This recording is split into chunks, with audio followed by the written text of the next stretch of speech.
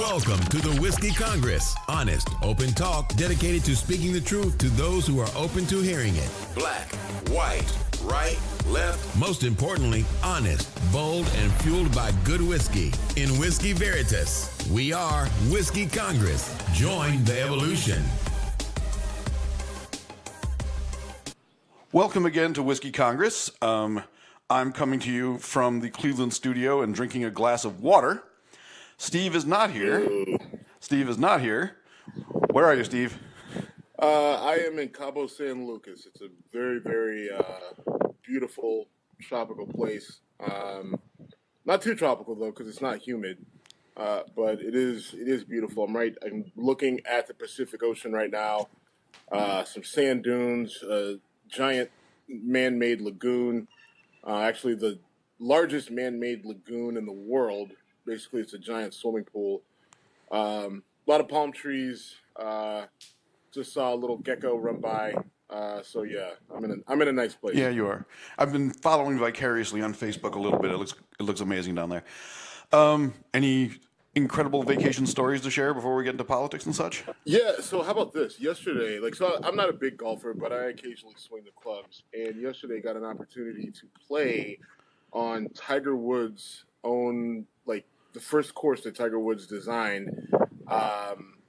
Here it's called Cardinal, and actually I came out blazing on the first two holes. Okay. Went par on a par 4.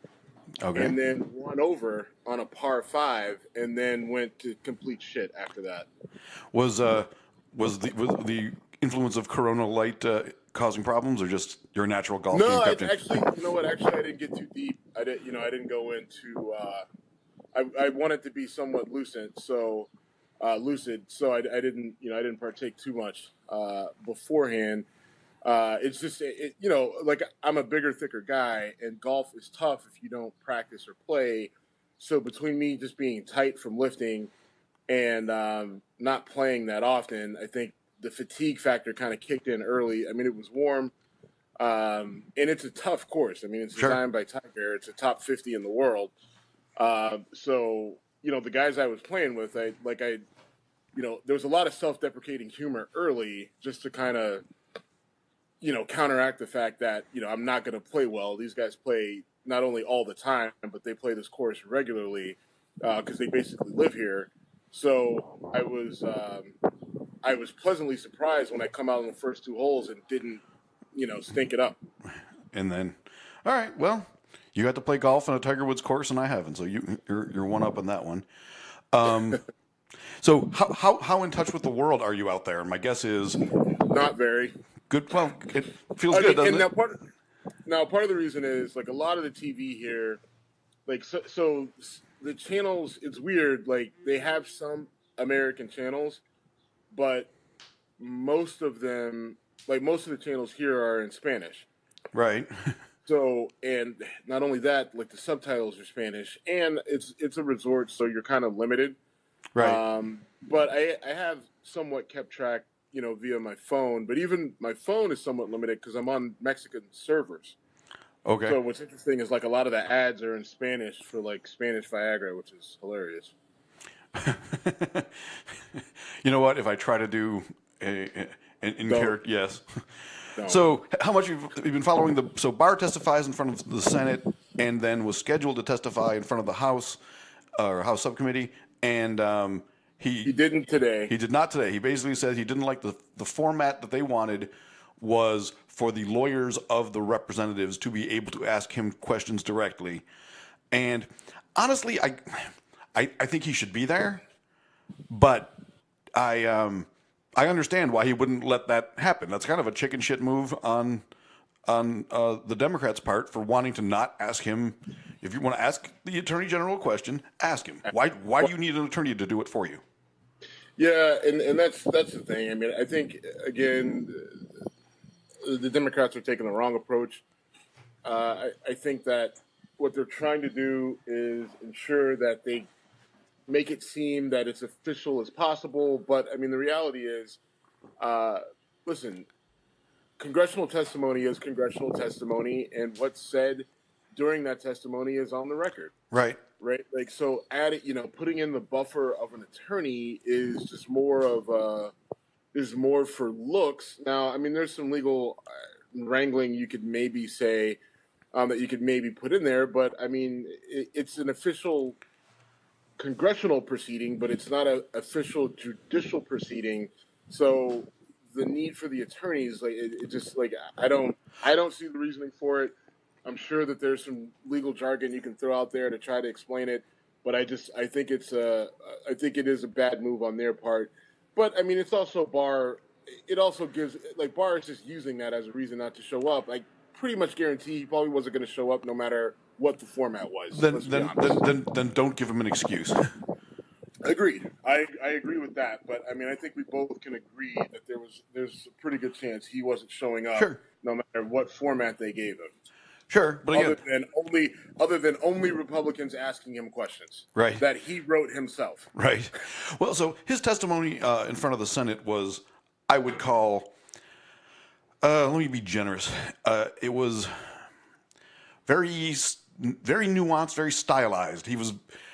I understand why these guys have to be careful, because they know that people are looking for a chance to pounce on something they say and say you've just lied to Congress, which is a crime. So I get why you're going to be really, really careful in your words. I'm also the guy who still to this day says Bill Clinton's "it depends on what your definition of is" defense was fucking brilliant. So I really can't come down too hard on Barr without looking like a hypocrite.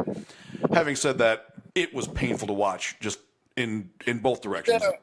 I mean, because there were a few instances where he was asked some direct questions that were yes or no, and he stumbled.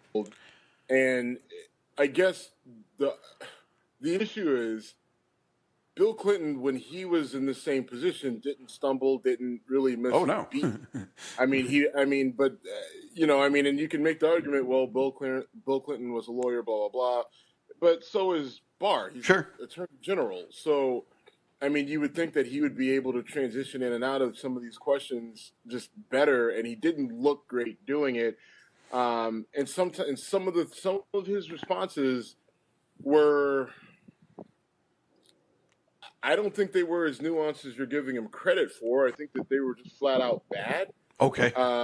And I think that if he had those back, he would have answered them differently, which is why he opted out today, which I think is a big reason why he opted out today, because it just felt like at times he wasn't prepared, right? Like, it felt like he was briefed on the Mueller report by an aide, right? And they said, these are the key points. This is what you focus on in order to write your memo, right? So then he does that, and then they're just like, all right, well, we want you to come in and testify on the memo that you wrote. You know, this little 4-page thing that covers something that's 400 pages. And then he basically wasn't ready to get in and dig into the details, of his thought process. Again, maybe nuance, maybe lack of preparation, or some sort of combination of both. And that's not uncommon. Like, we see that a lot in higher level, in all levels of government, where someone who has to give a presentation or who has to speak is, has someone else do the research, do the reading, do the digging. They brief him. Someone else even writes the report. He signs his name on it. He knows the key notes.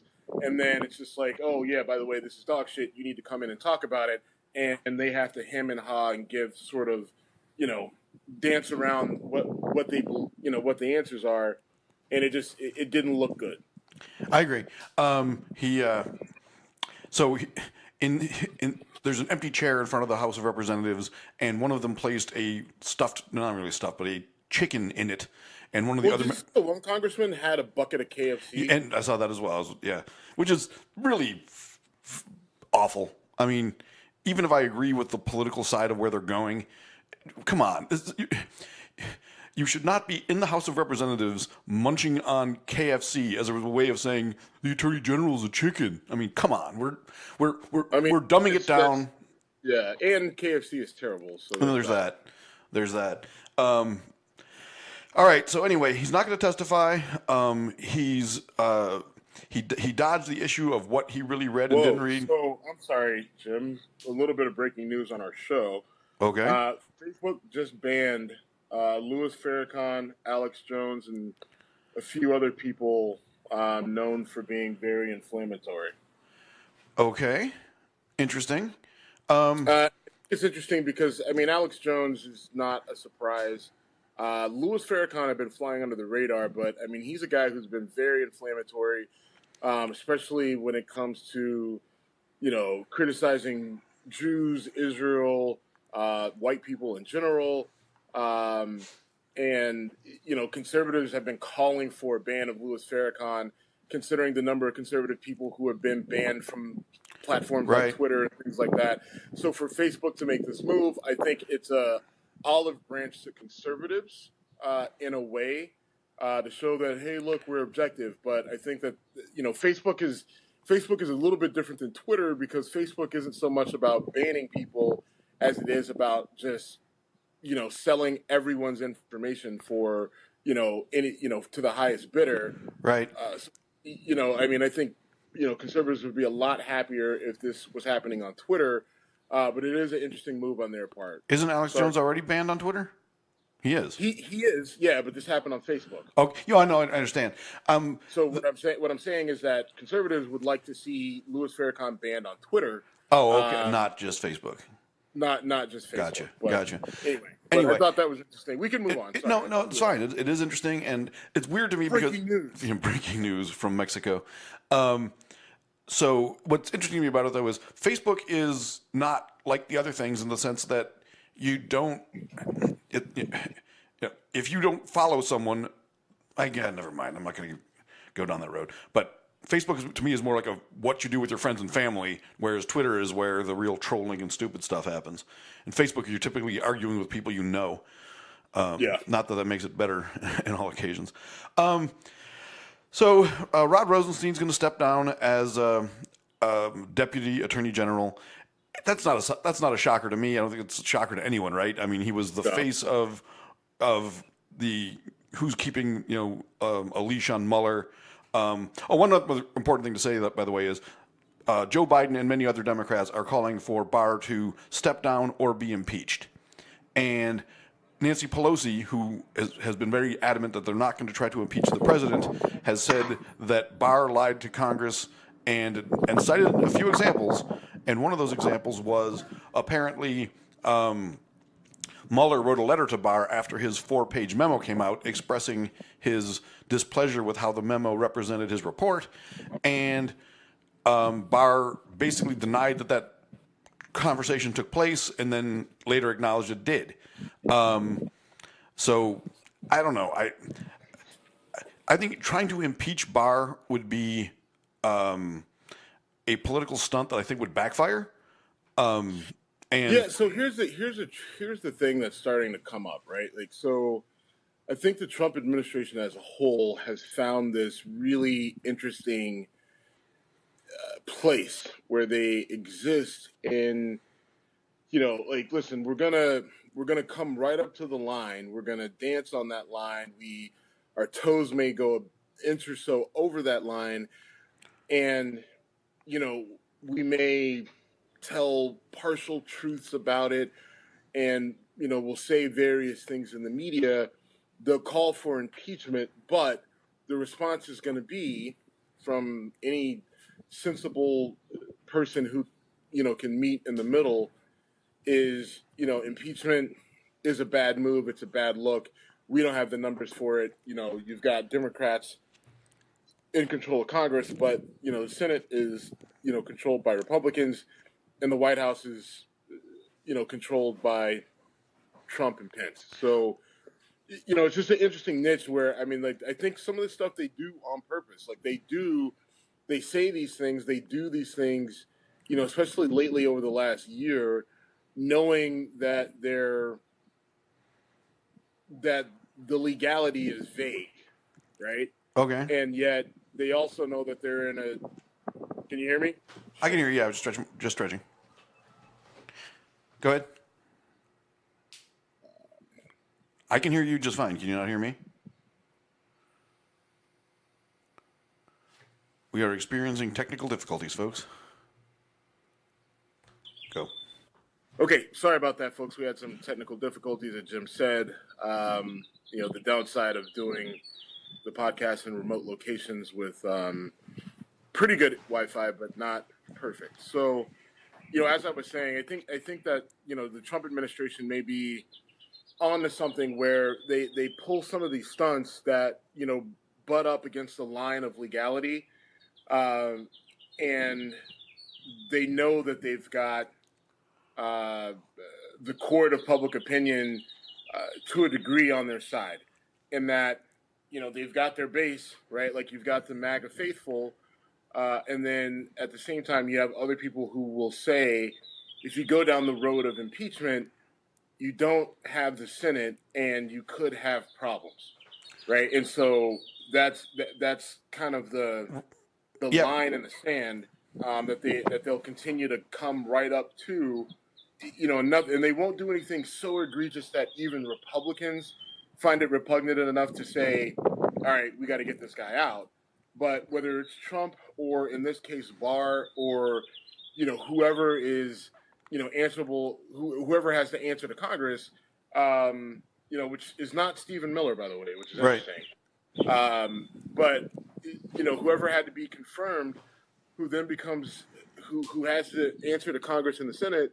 Some of their behavior, I think, is intentional, right? Because they know that they're in this situation where, maybe it's somewhat sketchy behavior, but since Democrats don't have the numbers to really do anything, everything that they do is going to be considered a dog and pony show. So we'll go right up to the line, we'll bend the rules, and what are they going to do about it?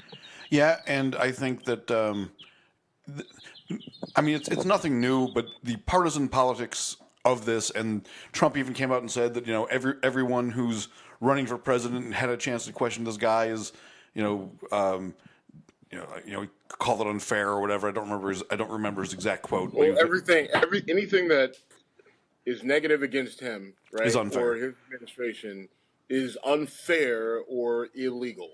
Right. So a couple of things. Do we want to talk about Trump now, or are we done with Barr? Yeah, I think we're done with Barr. The testimony was what it was. He's not testifying today. I don't think that a lot was gleaned from it.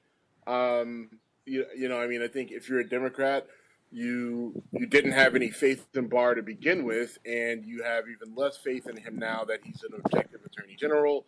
You're probably calling for his impeachment, removal, resignation, and you think that he's a puppet for the president.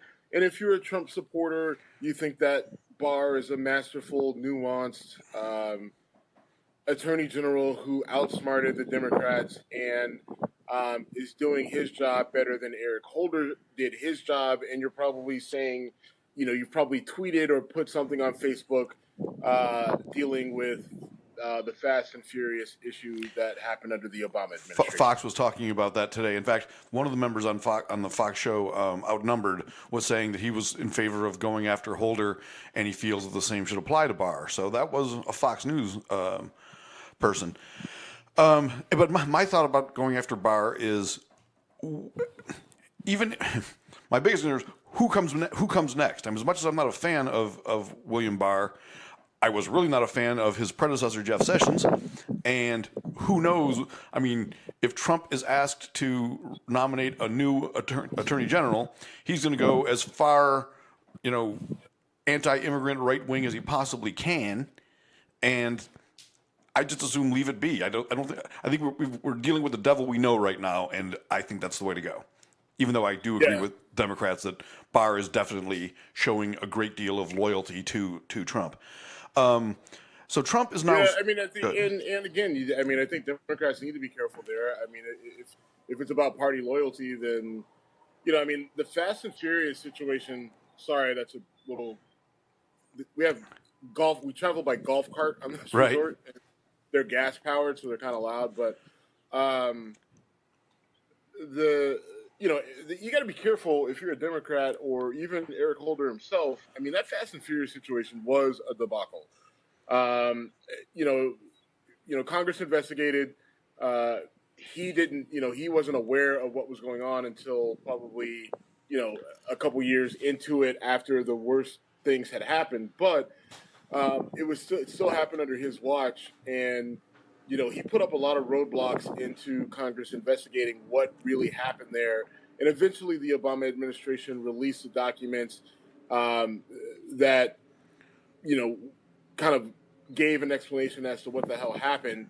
And it was a mess. I mean, just to sum it up real quick, the ATF had basically an operation where they would let guns be bought illegally by people who were straw men or middlemen for these Mexican cartels. They would go in, so they would get someone who's legally able to buy guns, but who had known affiliations with Mexican cartels.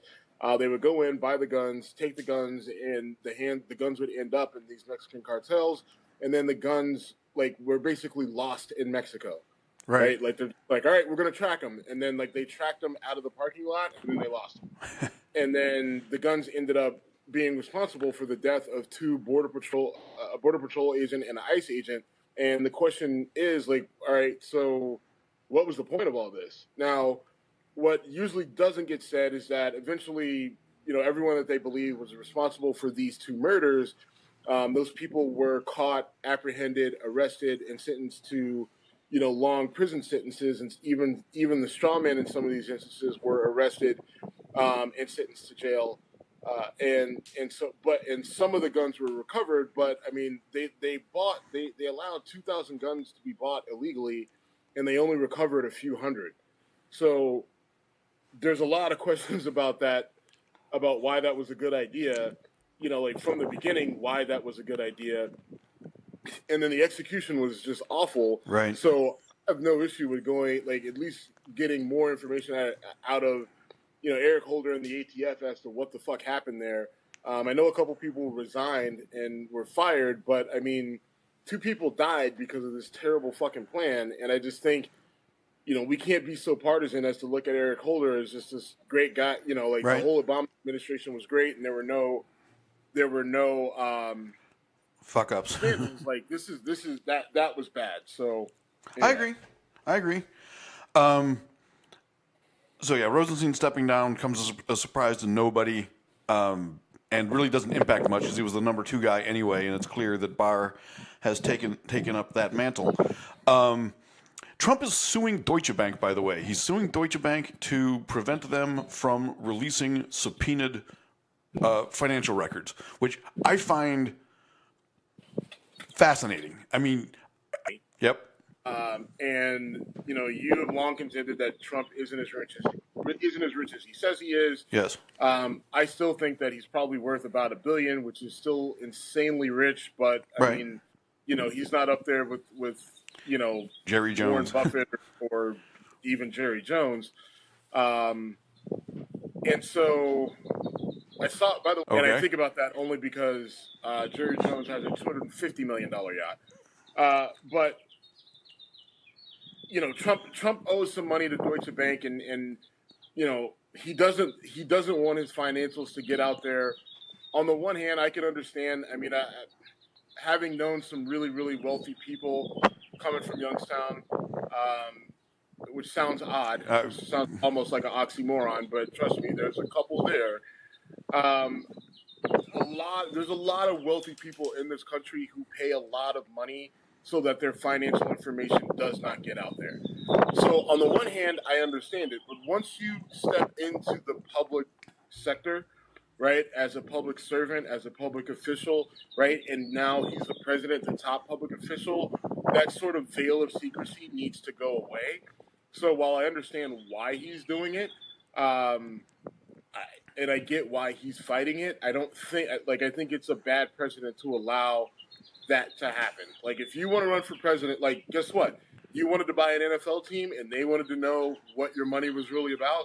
You want to fucking run a country, then we want to know what your money is really about. Sorry, that's just the way it goes. And if you don't like it, you can fight it. But I don't think you should be allowed to win on that front. And now, personally, I think all it's going to show is that he's just not worth as much as he says he is, which would be a major blow to his ego, which we know is easy to impact. But I do not I don't know if it's going to show everyone the forensic data that's going to take him down. No, I don't think it would. And even if it did, it would take too long for it to happen. We're going to be at 2020 before anything legally would happen.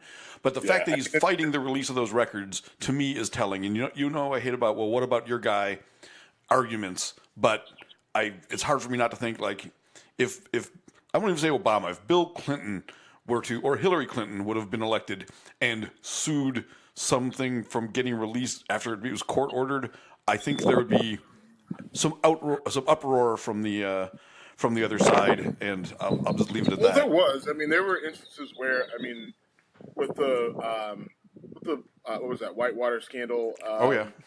There was a lot of pushback from Clinton and his team for a lot of that information to not get out, which is kind of what led us to the whole impeachment thing, which led us to the process of right.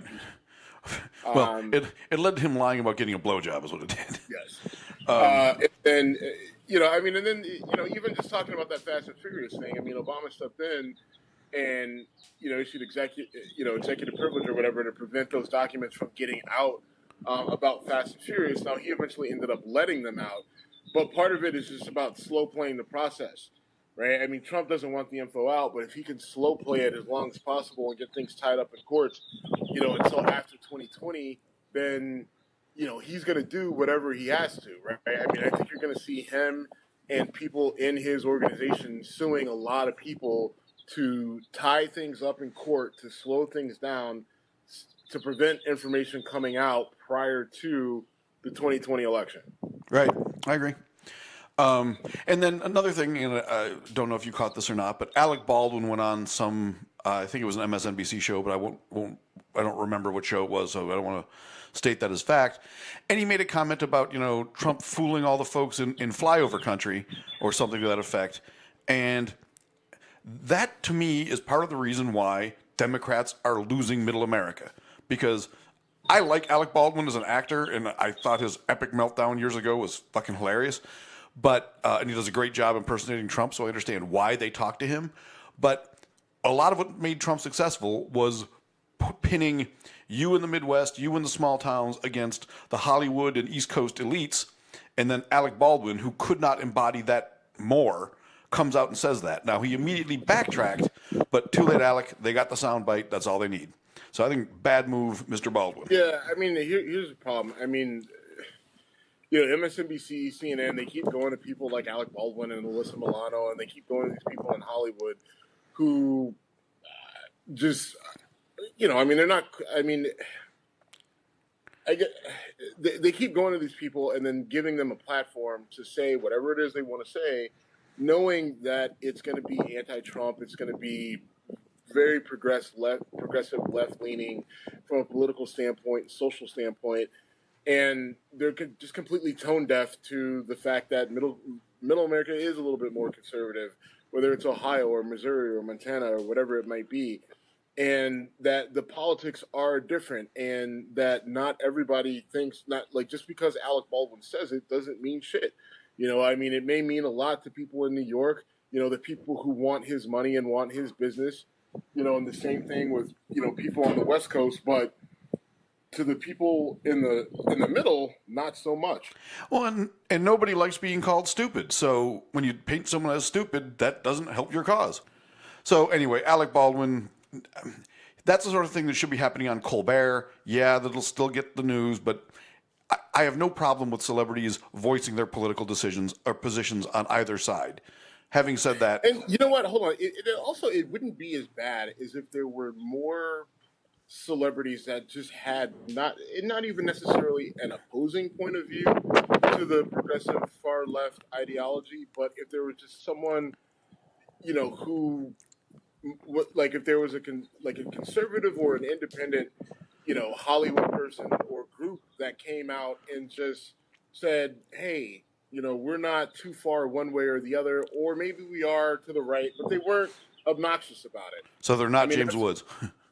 Right. Well, that's just the thing. Like, it just seems like in Hollywood, like it's either you're it's Captain Extreme one way or the other, and it would be nice if there were just more sensible people that said, like, and I don't know what Matthew McConaughey's politics are except for having a good time down at the University of Texas.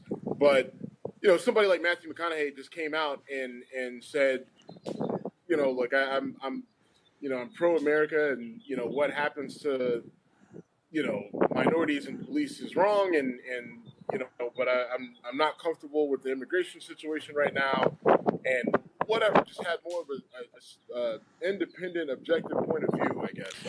Yeah, Steve, I'm sure those people exist, but they also don't get airtime, right? True. No one. True. That doesn't make Matthew McConaughey. But you know what? They all show up to these fancy Hollywood events. Like, I mean, take the opportunity to, get your voice out there.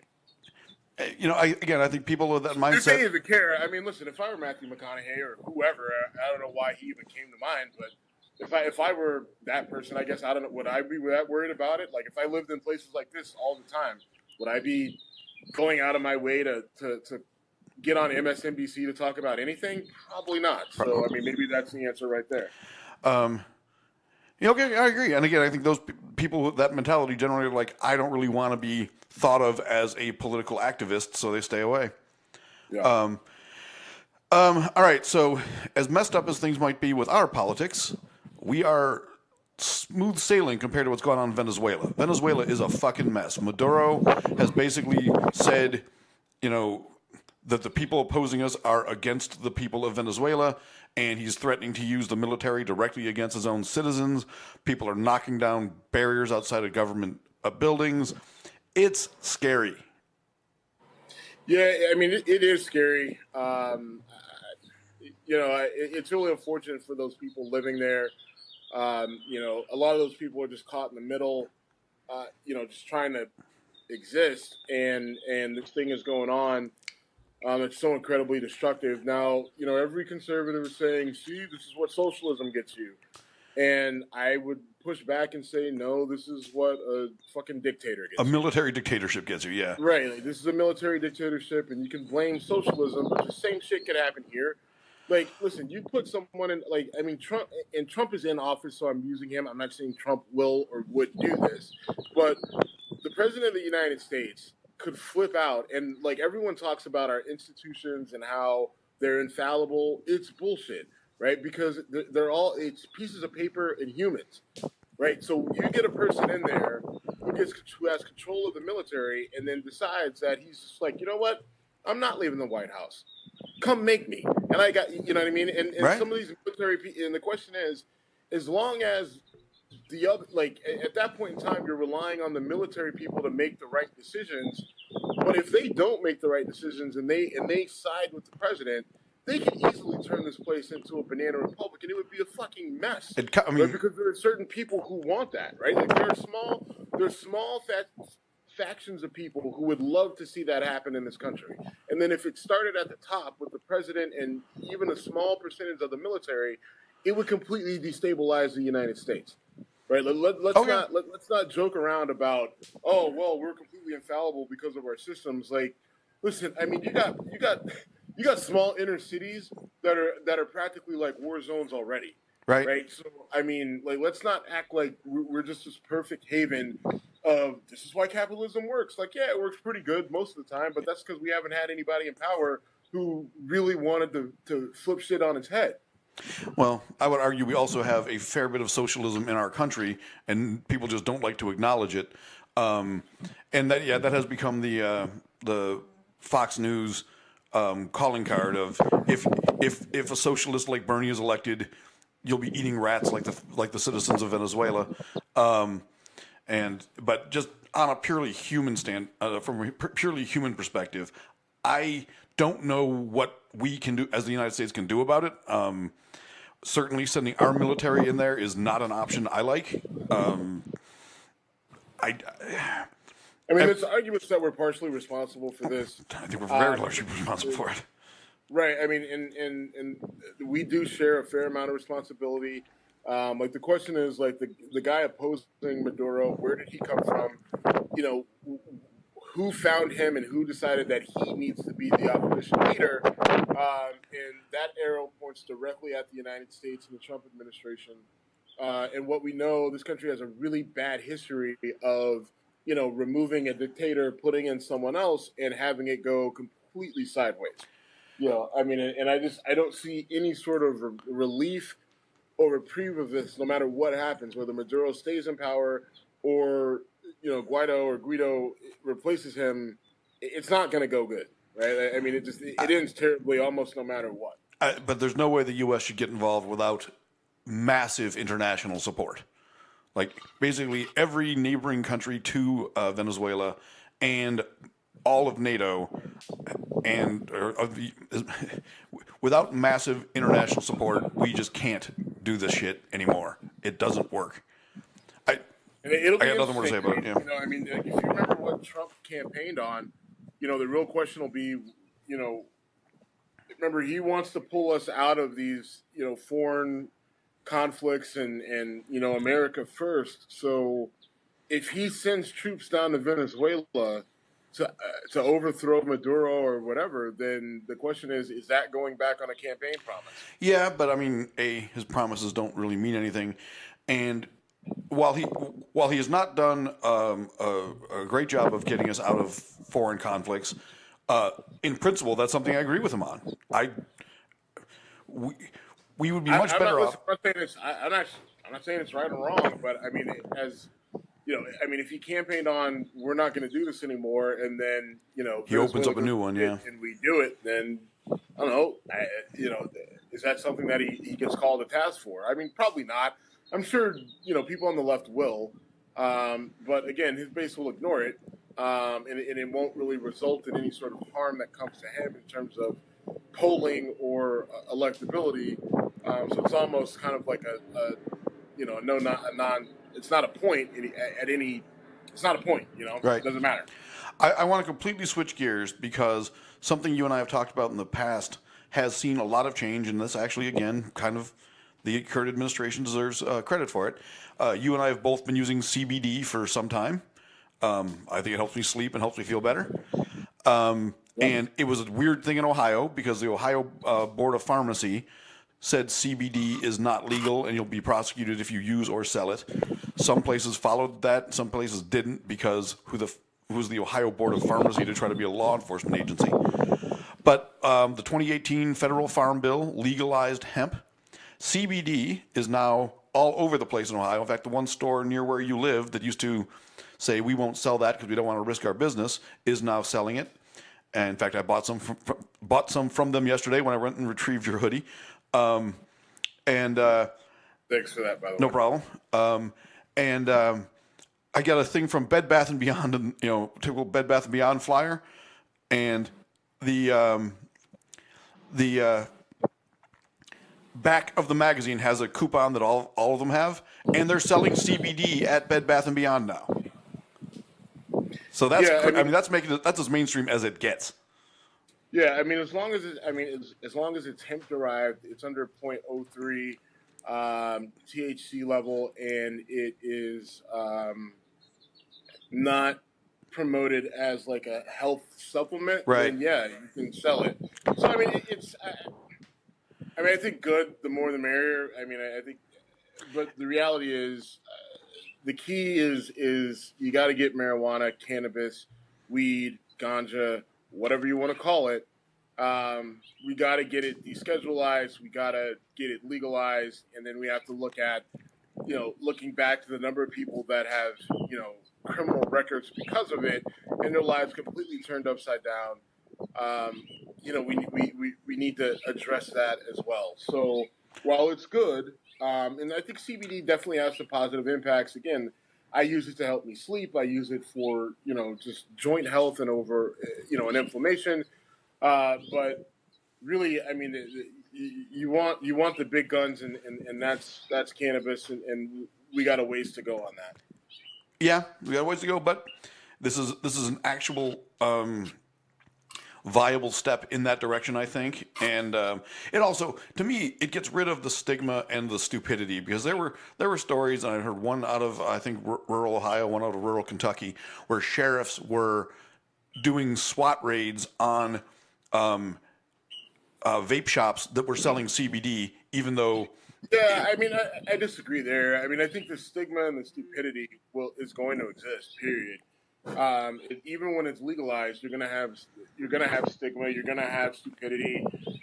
You're gonna have those various law enforcement agents who are pissed about it and want it to be criminalized again, and that are going to advocate against it. Um, I mean, and people who are against it are against it. I don't. I think you'll see some change a little bit, but I mean, the key is in education, and if people don't want to learn about it because they have their minds made up, they do. And the real key is the main group of people that we need to get over it, to get over the hump, are lawmakers, state and federal. Right. And in the case of CBD, they did else, that. I don't give a shit about, but lawmakers, state and federal, those are the ones that, even whether they know about it or not, we just need them to vote the right way, basically. But that ultimately comes with education or money from lobbyists. Right. Well, but the reason I'm calling this progress and why I'm obviously more encouraged by this than you are is whether you think THC containing cannabis should be legal or not, we can debate that for hours, and we end up on the same page there, so it's really not worth it. But the fact that hemp and CBD were illegal was fucking ridiculous. It's a non-psychoactive plant, period. And it took 100 years for the government to finally move on it, and they did. So seeing a 100-year-old dumb law get reversed, I'm call me Mr. Optimist, but I'm very encouraged by that, and to see it go as mainstream as Bed Bath & Beyond within a year of that ban ending, I think is also very encouraging. Anyway, I will join you in that level of encouragement when they legalize marijuana. Okay. Or cannabis. All right. So, you and I had we've engaged in Twitter battles with others before. I think this is the first time we've had an inter-whiskey Congress Twitter battle over something that matters more to most Americans than the shit we were talking about before, Game of Thrones. So I've been criticizing Game of Thrones. I'm not saying I'm not enjoying it. I'm saying it's lost its grit. It's lost its edge. It feels more like a Lord of the Rings movie, an R-rated Lord of the Rings movie, than its old self. And I put that down there on our Twitter account. I got a lot of likes. I got a lot of criticism. Some of that came from you. It's interesting when you go back and look at the people who liked it, who they are, and what they represent on Twitter, but that's fine. Go ahead. Okay. Anyway, you clearly disagree with me. I don't I mean, if that's what you think, that's fine. I think part of me that is the. See, I can't, like, without attacking you. I but it is. Go ahead. Like, it's just I'm gonna be a contrarian. Like, if people are liking it, I can't like it too much. It's I liked this song before it was popular. Now it's popular. I don't like it.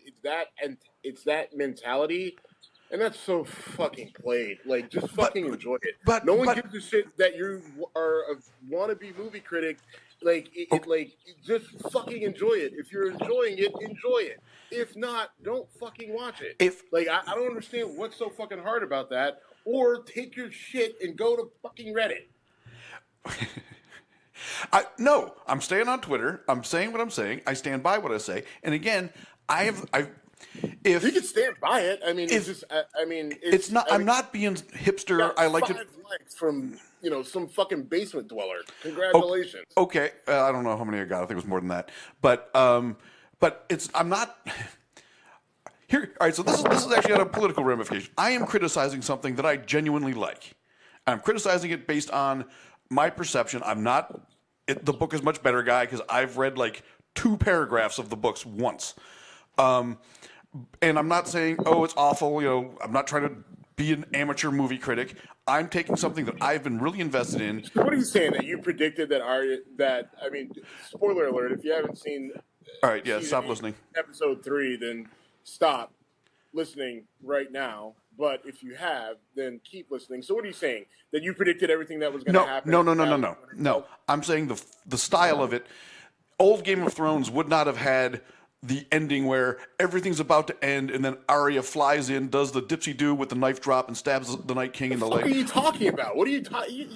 Old Game of Thrones wouldn't have had that. No, it wouldn't have been. It wouldn't have been so Lord of the Rings like hero with the Lord of the Rings have to do with it. Yeah, because that's what the feel it gives. They're both set in a fantasy time. Exactly, and one of them was a different animal before, and it's becoming the mainstream thing. And that's a bullshit take. I mean, only because like Lord of the Rings had to do with old timey magical shit. Like that's your only comparison. Like, all right, they're not the same. It's the same.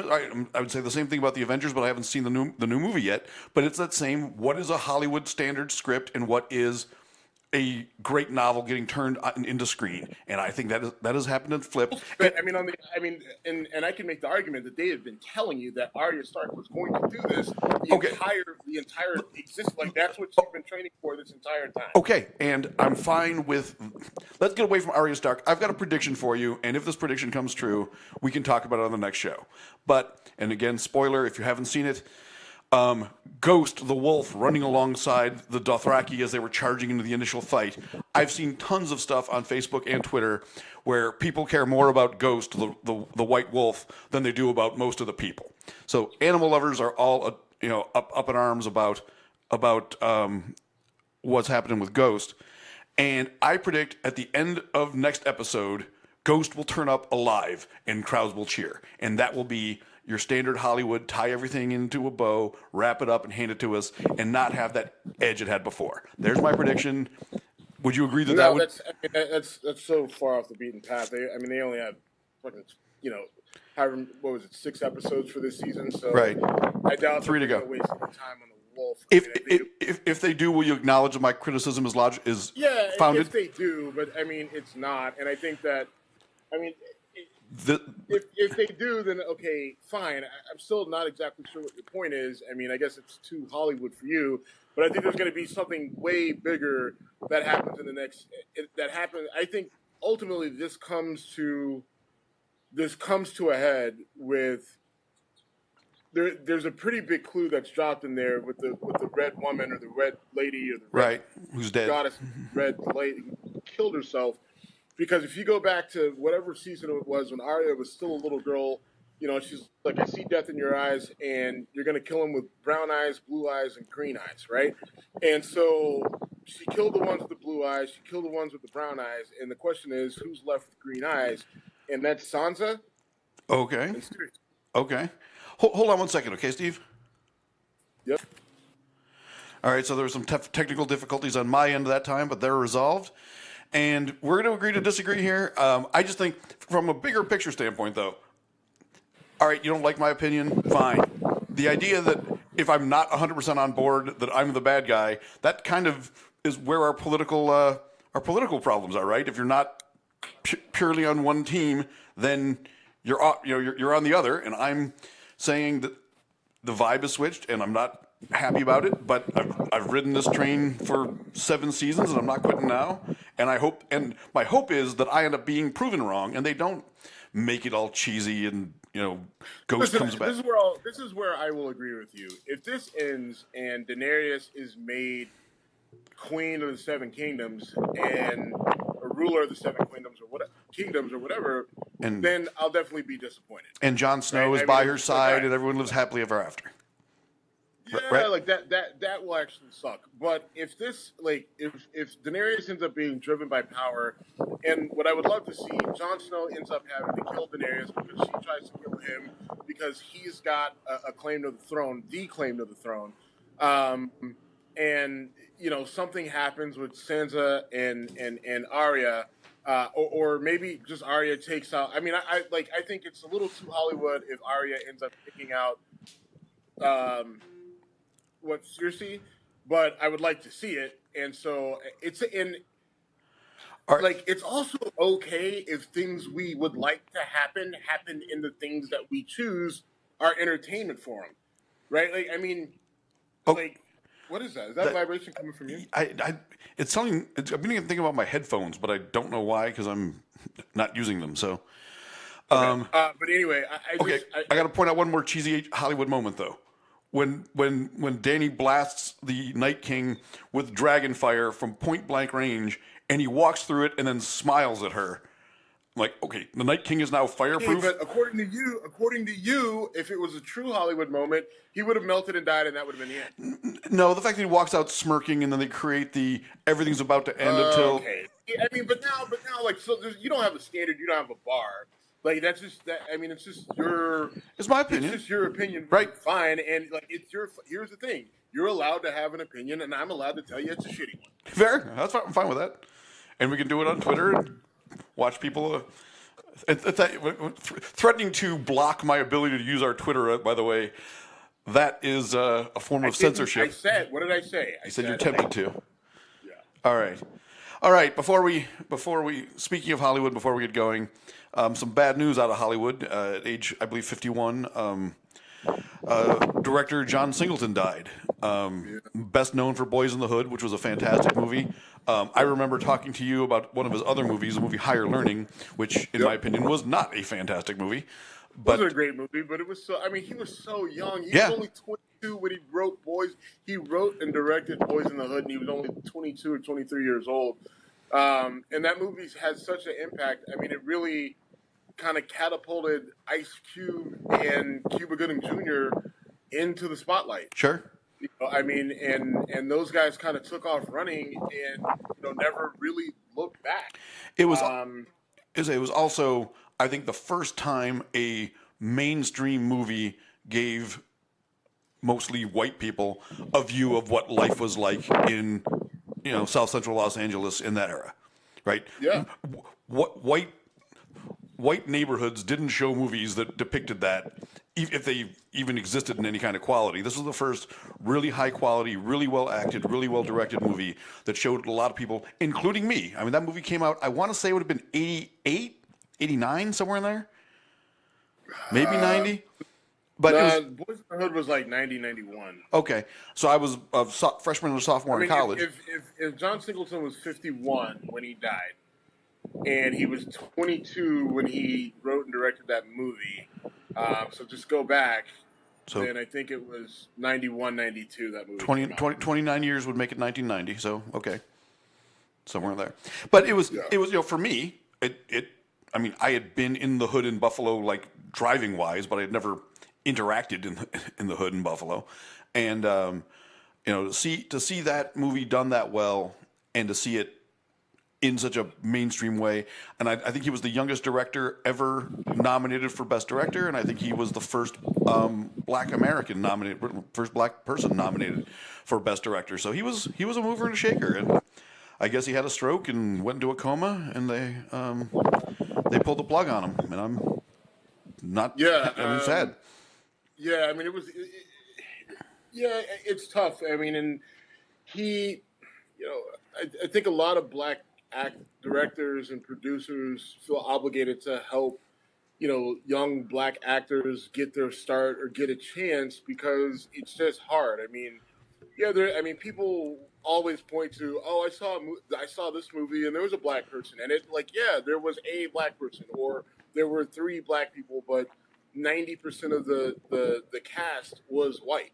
Right? Like, so you think that's equality because you've seen 1 or 2 Black people in a movie, or there's 1 or 2 Black shows, but a majority of the shows are casts that are 99% white, right? And then people get mad when they sprinkle in a Black guy, an Asian and Hispanic, and they're like, oh, they got to do that for diversity, blah, blah, blah, blah, blah, why can't it, whatever. And so, you have these Black directors who, Jordan Peele, who's just like, listen, I'm going to use a predominantly Black cast because that's what white directors do. They use predominantly white cast. And a lot of people take offense to that, and they said, "Oh, if it was the other way around, like it is the other way around." Right. I mean, that's just what it is. And when you see a movie that's a predominantly Black cast, guess what it's about? It's about fucking slavery or the hood. Right? True. Or something from the Jim Crow civil rights era.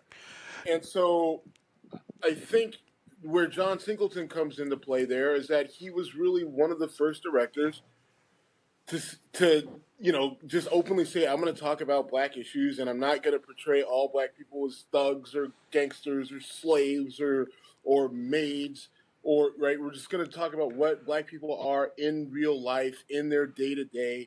Some of it's good, some of it's bad, and you have to say that a Jordan Peele, that's where he gets his inspiration from. That's where you're able to get movies like Get Out and Us, which I don't know if I'll see Us or not because I'm not a fan of the horror movies. Right, but I mean, it's a sad loss. And what I feel bad about is that I don't think a lot of people listening actually truly will feel the impact of that loss. But hopefully that maybe this kind of sparks some interest and they go back and they look at some of the other movies that he did. Higher Learning wasn't a great movie, but it was still an interesting movie. It was entertaining. It just tried to do too damn much. Okay, movie critic guy. Here you go. Also, there's also Baby Boy, and there were a couple others. So I mean, if you get a chance, maybe check out a few John Singleton movies. Other, Boyz in the Hood. If you haven't seen it, see it. And then a few others just to kind of get a feel, and then maybe go check out Jordan Peele's movies and see what he's about, and see what those themes are, and see kind of how they're just they're different. They're different than the typical black movies you see that are either biopics about someone in history. They're about slavery. They're about the civil rights movement or something along those lines. And these movies are just different. Yeah. Like I said, from my personal experience, it was the first movie that showed a part of the culture in the country I live in that I was not. I think I learned something from that movie that people always criticize. If you try to get your reality from movies, you're doing yourself a disservice. But sometimes movies do speak to real life very well, and that's an example of it, in my opinion. I mean, listen, I experienced Boyz in the Hood firsthand, man. There was a local guy from Youngstown who played at Youngstown State University. He was a linebacker. He was exceptionally good. He was one of those guys that really developed later in his football playing career. He was a decent enough student, and then he had NFL talent. He was probably going to be drafted out of Youngstown State, and then he ends up being murdered on his front lawn in a drive-by. Not too far from where I lived. 4 blocks over, and it hit the whole town because we were a place where there was a lot of football talent, but guys didn't make it out because for so many different reasons, right? Like for these type of reasons. And he was one. He was so close to making it out, and his life was cut short. During a drive-by. So, is this guy older than you or younger than you? Older. I mean, I was in, and I'm having trouble remembering his name because I mean, I think I was like, this was like a year after Boyz in the Hood. This is like '93. Okay. I don't think I wasn't even. I was still in junior high when this happened. Early. This is either 6th or 7th grade. So there's. I'm sorry. What's that? I was going to say, knowing you and knowing Youngstown, probably someone that you looked up to, right? You probably heard about him all the time because high school football is so big there. Like, I spent a lot of time at the YSU football camps, and I spent a lot of time with Jim Tressel and his staff and the players, and you did grow fond of those guys. One of my mentors, attorney mentors is a guy who played on those Jim Tressel teams. And he also went to my high school. He played on that Jim Tressel team, and he kind of took me under his wing when I went to law school. And I spent a summer going back to Youngstown and working with him on small business mergers and acquisitions. So, Youngstown is a small, tight-knit community, and so when you lose a guy in such an awful way, and when you lose anyone, it hurts. But when you lose someone who is so promising in an awful way, it really hits home. And it's hard for me to watch Boyz in the Hood just because that scenario played out almost exactly. Almost exactly. He was killed, and I remember not even a week later, there was a violent shootout that was said to be in retaliation for his murder.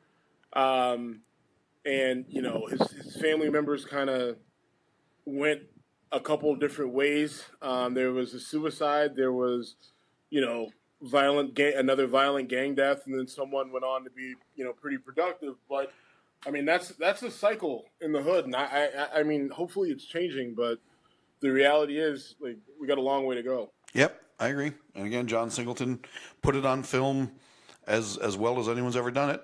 So rest in peace, John Singleton. And anything else you want to talk about before you go have another Corona and enjoy the sun? No, I mean, I think we should tell people that this episode was done via FaceTime. So Okay. Jim's had the pleasure of not only seeing my view of the Laguna and the ocean and the palm trees, but when the camera's facing me, seeing me shirtless. So, Yeah. And you're welcome. Yeah. No, thank you offered. But anyway, I'm glad you're having a good trip, brother. There's the view. There's the view again. There it is. Yeah, that's better. Glad you're having a good trip, and look forward to you getting home. And this will get released on Sunday. We'll see if my Game of Thrones prediction comes true. And hold on. What was your What was your prediction again? That Ghost, the wolf, will appear unscathed and be reunited with one of the Starks. And it'll be one of those, and people will get on Facebook and be like, "Oh, Ghost is okay," and I'll be like, "Yeah," and whatever. Okay, I mean, I think that's so nitpicky. I mean, but if it's preceded by Jon Snow killing Sansa, then I think that outweighs the dog wolf living, right? Or no? Or are you just so worried about, like? I mean, like that's the thing. Like, it's fucking Hollywood, Jim. It is Hollywood. Again, here's where I'm drawing my line in the sand. I agree, it's Hollywood, and Hollywood has made lots of things I've genuinely enjoyed, including The Lord of the Rings, except for the final 40 minutes of the last one. But it's that need to wrap everything up in a tight little bow and make it all perfect that Hollywood typically did, that Game of Thrones didn't. And it's not just about main characters dying, although that's definitely something that Game of Thrones has been very aggressive with. It's about just the feel. Like, this last one, so much of it was just nonstop action and special effects. Fine. But I'm sorry you had to put up with that. No, everyone's complaining that it was too damn dark, not meaning dark in it was too damn dark. And I found out why. Because they shot it on these cameras that, like, they were beyond 4K, and I don't understand. It's like, listen, I barely understand shooting anything in 4K because no one's got a 4K TV. I have a 4K TV. Do you? I do not. Look at you, Mr. Look at you bragging about about else that I know. Well, I'm not bragging. The only reason I have it because I bought my TV from a friend who works at Best Buy who got me a deal on it, and we won't get into the details of that. Yes, let's. He's a guy from the gym who's got an interesting past, and he got a job at Best Buy, and I got a nice TV. Period. I would like to know nothing more about this in the event that one day I'm in front of Congress. I would say nothing more about it on the show, but what I'm saying is, like, so it was shot in this ridiculous pixel level amount that no one has a TV really capable of seeing, and the TV I have here in Cabo is actually really nice. It's brand new. The villa that I'm staying in was just built. So the TV here is really nice. It's a 4K TV. Even on that fucking TV, I watched it a second time, adjusted like the brightness and contrast and all that shit. I could see it a little bit better. I did the same thing. They just shot it on a camera that like no one has a TV. Like, I don't even know what their thought process was. Like, why do you have cameras that can do that if you don't have a receiver that can actually project it? I'm of the. Like, that's it. I thought that would be your bigger complaint. I mean, I still don't even understand what your complaint was at the end of it, considering if you watched it so consistently enough, they had dropped breadcrumbs all along that kind of led you along this path, and this was something different that they had done, and I think that was actually good. I enjoyed the fact that normally they leave you with this crazy cliffhanger, and now they've kind of resolved that issue, but you still have a pretty serious issue in King's Landing. Oh, sure. With Cersei's crazy ass and what's going on with her and the dude who's knocking her up and everything else, considering she sent her brother there to die. Like, I mean, I think there's still plenty of plot left. I think you're over-analyzing it for the sake of over-analyzing, and then getting defensive over when 99% of the people who watch the show are just like, chill. I don't think I'm being defensive. I'm standing my ground. Look, there have been a lot of shows that I've absolutely loved that fucked it up at the end. Dexter was great and finished horribly. Californication was great, and then the final season of Californication, if you ever get to it, I've warned you. I've warned you that I'm not taking responsibility for that. I recommended the show. I will tell you what happens in season 7 and spare you the awfulness of what that final season was. And this was one of my favorite shows of all time. I'm not saying it's one of the best of all times. I just happen to love it, meaning Californication. Game of Thrones to me is... What's that? I said, and Californication is very good. I'm not far enough along in it. Right. And Game of Thrones is one of my favorite shows of all time, and I do not want it to suffer the same fate. That's all I'm saying. Well, I actually wrote an article the night of the show, and I wrote it in Word, and I haven't posted it yet, but it may well happen. Post that shit. Okay. Post it before the next episode. Okay. I need to prove. I wrote it after the episode. My wine consumption had been similar to that of Tyrion Lannister that day, so I'm going to proofread it before I put it out there. So how about this? Proofread, edit, and then post it. All right, well, let's shut it down because I need to get into the pool. You go do that. Go enjoy your lagoon, and have a safe trip home. Look forward to seeing you back here. All right, talk to you soon. Later, man. Bye.